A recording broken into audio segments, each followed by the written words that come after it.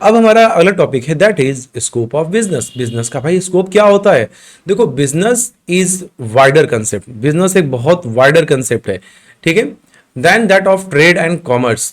Trade और commerce से भी ऊपर होता है हमारा business.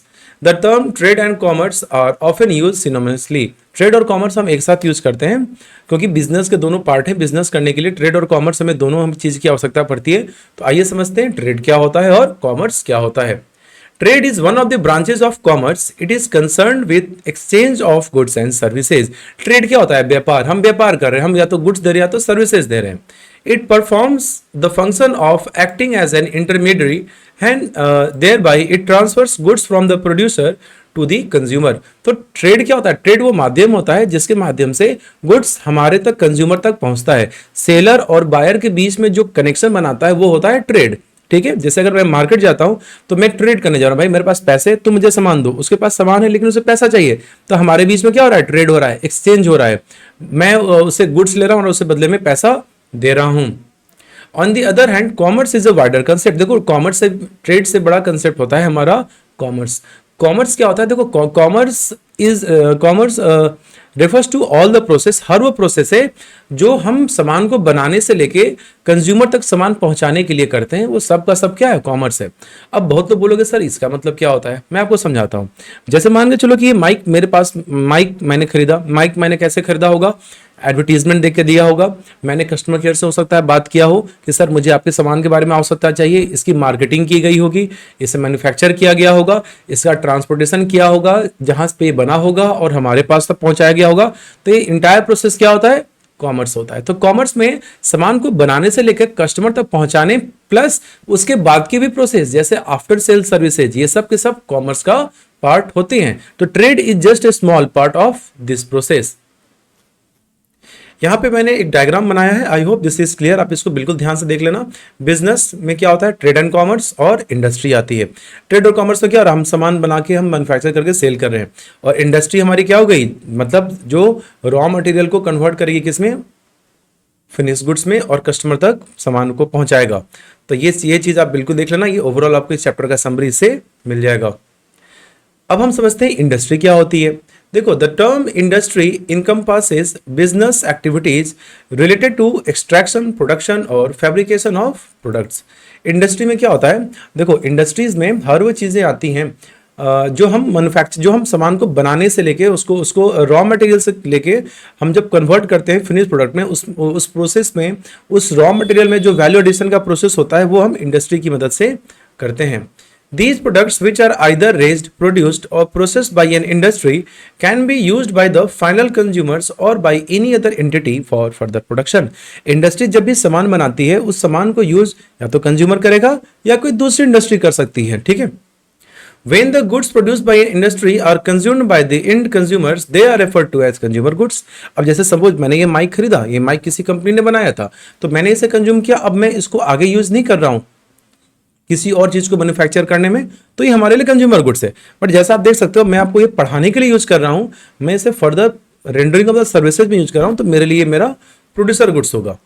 If the goods are utilize for further production of wealth, they are known as producer और कैपिटल गुड्स। अगर हम गुड्स यूटिलाइज करते हैं फर्दर प्रोडक्शन के लिए, तब ये गुड्स मेरे लिए क्या हो जाएगा? प्रोड्यूसर गुड्स होगा। Additionally if the goods are produced by an industry are further processed into finished products by another entity, they are termed as intermediate goods like plastic. अब इंटरमीडिएट गुड्स भी concept आ गया, ये economics का concept है। अब जैसे देखो कि मैंने कोई सामान, जैसे सपोज कोई कंपनी टायर बनाती है, हमारे अपने टायर बनाया, टायर बना के उसने किसको दे दिया उसने टाटा को दे दिया। अब वो टायर को यूज करिए टाटा, हीरो होंडा अपने यहाँ बाइक को बनाने में, तो एक गुड्स का प्रोडक्ट, एक कंपनी का गुड्स मैंने यूज किया अपने यहाँ, उसकी मदद से मैंने कोई एक और सामान बनाया, तो ये क्या है हमारा? Intermediate goods. इंटरमीडिएट गुड्स वो गुड्स होता है जो हम फर्दर प्रोडक्शन के लिए यूज करते हैं। यहाँ पे कंज्यूमर गुड्स है, ये मैंने आपको ऑलरेडी एक्सप्लेन कर दिया है। और ये रहा प्रोड्यूसर गुड्स, जैसे देखो प्लांट्स, मैन्युफैक्चरिंग प्लांट्स, ये सब क्या है? मैन्युफैक्चरिंग प्रोडक्ट्स है, ये सब प्रोड्यूसर गुड्स हैं। और यहाँ पे आप ट्रैक्टर्स वगैरह देख रहे हो, ये क्या है? ये भी प्रोड्यूसर गुड्स है, क्योंकि इनकी मदद से हम फर्दर प्रोडक्शन करेंगे चीजों का। अब हमारा अगला टॉपिक है that is types of industry. आखिरकार एक इंडस्ट्री के कितने टाइप्स होते हैं? देखो यार इंडस्ट्री के तो बहुत टाइप्स हैं, एक एक करके हम सबको डिटेल में समझते हैं। तो सबसे पहला हमारा आता है एक्सट्रैक्टिव इंडस्ट्री।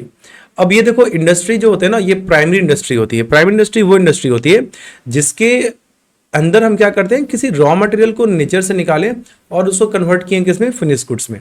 ठीक है, तो उसी का एक टाइप है तुम्हारा एक्सट्रैक्टिव इंडस्ट्री। तो एक्सट्रैक्टिव इंडस्ट्री क्या कर रहा है, नाम से एक्सट्रैक्टिव और जो आपका प्राइमरी, एक्सट्रैक्ट करता है कहां से, चीजों को एक्सट्रैक्ट करता है नेचर से। तो देखो extractive industries are economic sectors that involve the extraction of raw material from the earth. These industries typically involve processes that remove natural resource from their natural state, often through mining, drilling और quarrying।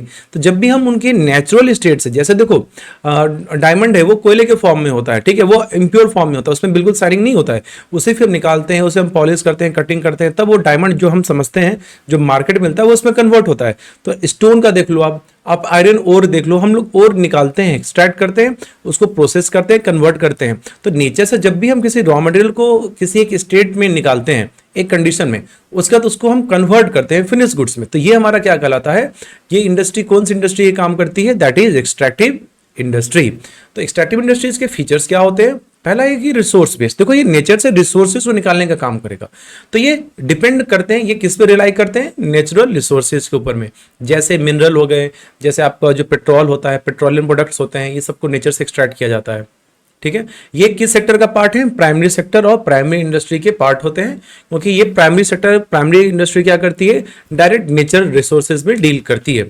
और ये capital intensive है। देखो ये capital intensive मतलब ये बिना machine, इसमें बहुत ज्यादा मशीन इक्विपमेंट्स यूज किए जाते हैं, क्योंकि ये बहुत इसमें हेवी काम होता है तुम्हारा। ठीक है,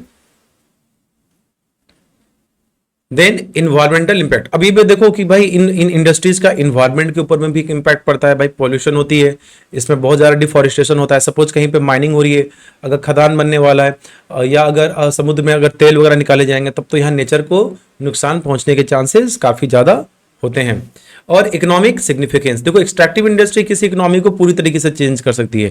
अगर मान के चलो कि अभी ऐसा हो कि उत्तर प्रदेश में कल को अगर तेल का अगर कुआं मिल जाए, तेल का एकदम काफ़ी बड़ा माइन मिल जाए, अगर ऑयल माइन मिल जाए, तब तो हमारी तो लॉटरी लग जाएगी। तो ये इकोनॉमी को ट्रांसफॉर्म कर देते हैं। और आप ये समझो कि प्राइमरी इंडस्ट्री ही, जितनी भी इंडस्ट्रीज का मेन काम होता है ना, प्राइमरी इंडस्ट्री ही सारी चीज़ों को रिसोर्सेज प्रोवाइड करती है फर्दर इंडस्ट्री को। तो सारी इंडस्ट्रीज डिपेंड किस पे करती हैं, प्राइमरी इंडस्ट्रीज पे या एक्सट्रैक्टिव इंडस्ट्रीज पे, कि भाई नेचर से रिसोर्सेज निकाल के मुझे दो, मुझे इसे कन्वर्ट करना है फिनिश प्रोडक्ट्स में। क्लियर, एग्जांपल है mining, oil and gas, forestry और फिशिंग। तो I hope this is clear to you. Then we have genetic industries. The genetic industries, those industries which are engaged in reproduction and multiplying certain species of animals and plants and selling them in the market for profit are named as genetic industry. जो हम क्या करते हैं, reproduce करते हैं, genetic है, जहाँ पे हम जीन्स का हो गया, जैसे आप एनिमल में हमने हाइब्रिड, जैसे आप देखते हो हाइब्रिड सीड्स आते हैं, HIV वैरायटी ऑफ सीड्स आते हैं, हमने क्या किया, क्रॉस ब्रीड करवा लिया एनिमल्स को, एक new variety breeds of animal को हमने पैदा किया। तो ये सब काम कौन इंडस्ट्री करती है, जेनेटिक इंडस्ट्री।